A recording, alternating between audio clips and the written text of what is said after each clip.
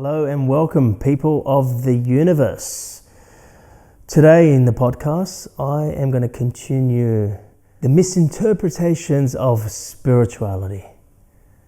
And I've got a big topic to talk about today.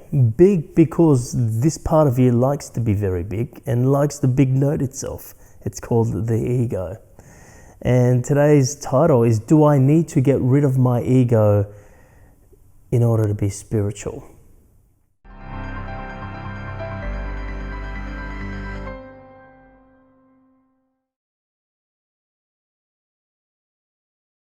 Let's just start with that title. Let me repeat that again. Do I need to get rid of my ego in order to be spiritual? So for me to be spiritual, do I need to get rid of my ego? Do I need to leave the ego at the door? And this is a great misinterpretation, massive misinterpretation. And I can tell you straight off the bat right now how big this misinterpretation is. I mean, think about it. Let me rephrase that question, or let me say it again. Do I need to get rid of my ego in order to be spiritual? What's your answer? Do I need to get rid of my ego in order to be spiritual? So here's my next question. Once you've found your answer, or what you believe to be your answer, my next question to you is, who's asking? Who wants to get rid of the ego? It's your ego. Your ego wants to get rid of the ego. Your ego is telling you that we need to get rid of the ego in order for us to be spiritual. Think about it. Which part of you thinks it needs to get rid of something? It's your ego. Which part of you wants to go to war and wants to go to battle with another part of yourself? It's your ego. Your ego creates its identity through this battle. Your ego is telling you, should we be getting rid of the ego? Hey, I need to get rid of my ego in order for me to be spiritual. This is your ego's voice, and we continuously contemplate it. So this is a very great misinterpretation of being spiritual. People think to be spiritual, I need to get rid of my ego. Now, I'm not saying you don't. I mean, you require your ego. Of course, people understand that. Hey, yeah, well, obviously, when I'm in ego, I'm really not loving, or I really feel heavy, or I feel disconnected. So I'm not disregarding this. Like, of course, it's common, it's normal for you to think that, hey, yeah, well, I'm not going to be in a very loving place or connected place, or I'm not going to be very zen with a big fat ego, am I? But the first thing you need to understand, the part of you that wants to get rid of your ego is your ego. That's your ego's voice. That's all I can tell you. That's your ego's voice that says, hey man, we need to get rid of the ego. If we want to be more loving, if we want to be more connected, we need to get rid of the ego. Your ego is creating an internal war within yourself.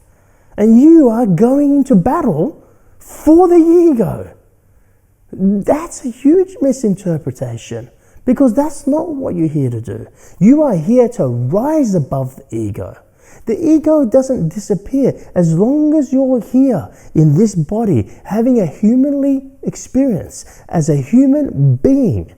You are going to have some ego. But what you got to understand is that for most, the ego is in charge. I mean, the fact that it speaks to you, telling you that we need to go into battle with the ego so we can get rid of the ego, and you fall for that, it tells you that it's in charge. If you fell for that voice that tells you we need to beat the ego, because love doesn't look to fight. Love doesn't look to beat the ego or get rid of the ego. Love recognizes it is larger. It is far greater than the ego. Love recognizes the ego's role. It just has a role which you misunderstand. And you know what that role is? The role of your ego is that it is looking for love, but it's looking for love in all the wrong places. You see, your ego is born the moment you perceive to be this identity. So as long as that you have a perception and you're using this identity, there will be some ego. And the ego is looking for you to survive. And it's looking for love in all the wrong places. It's looking to have recognition. It's looking for appreciation. It's looking for acceptance. It's looking for approval. It's looking for safety and security.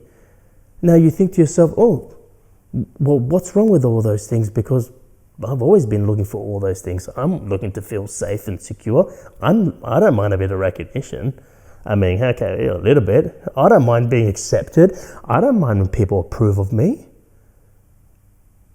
Who is looking for that?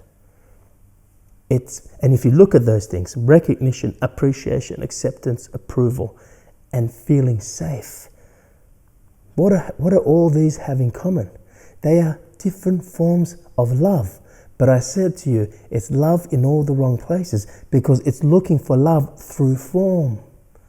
Because the ego identifies itself as form, as who I am, as Amir, as this body. That's the ego. So it's looking for love in all the wrong places. Where's love really? Love is everywhere. Love is when you can transcend and not just see yourself as this body. Love is within this entire space. Love is all. That's all there is. Love is all there is. All else is your judgment of what is. It's one of my favorite quotes that I would like to tell people. Because the moment you judge something, you don't experience love. The moment you're in love, there's no judgment. I always like to tell one of my other favorite quotes is you're either in joy or in ego. You are either in joy or you're in ego. Because when you're not in ego, it's a very joyful experience. That's how much ego there is. Now, love is not looking to beat the ego. Love is looking for you to remember and recognize who you are. It is about rising above the ego. It is not about going into battle with the ego. When I was a young kid, 12, 13 years of age, I would do these paper runs. It was my first job. And I used to always dread this one particular street.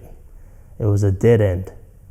And I would go down this dead end and it was lots of trees and it'd kind of get dark because there was lots of trees and bushland there. And I would go and deliver the papers, but this one house had this one dog that was very aggressive. And every time I would try to sneak by, go very slowly with my bicycle, not to make sure the dog doesn't hear me. And of course, it always hears me, chuck the paper and run. And I would have my whole skin, I would be like really afraid. The ego for most people is that. It's that barking dog. And most people obey or they fear that barking dog. As you become bigger, as you rise above the ego, and how you do that, because how do you become bigger than ego? Self-actualization. Know who you are. You must go to the spaces that you haven't been willing to go so far. You must realize, who are you? Because if you realize who you are, you realize you already are bigger than the ego. You rise above the ego. Do you know what happens to the ego? Well, I'll tell you back to my story of this young 12-year-old version of me doing my paper run. I was always enjoyed this last bit of the paper run. It was coming back to my own street, and my street was much lighter. There were some nice houses in that street as well. And there was one big house with big gates. And every time I went past this house, there would be this little chihuahua that would pop up. And of course, you know what I'm going to tell you. I wasn't afraid of the Chihuahua. But the Chihuahua would make the same expression as that Doberman, the bigger dog that was making. His fangs would come out and his teeth, and he'll growl and he'll be drooling. But I'll be looking at the Chihuahua going, hey, cute little Chihuahua, here's your newspaper. That's what happens when you rise above the ego. It's not that the ego dies. It's not that we beat the ego.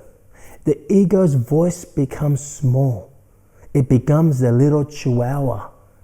And it will still bark, but the effect is absolutely minimal on you. You expect it to come. As you walk past, as I ride past with my bicycle, I expect it to come and go, "Arr!" But I didn't need to hide from it. I didn't need to run from it.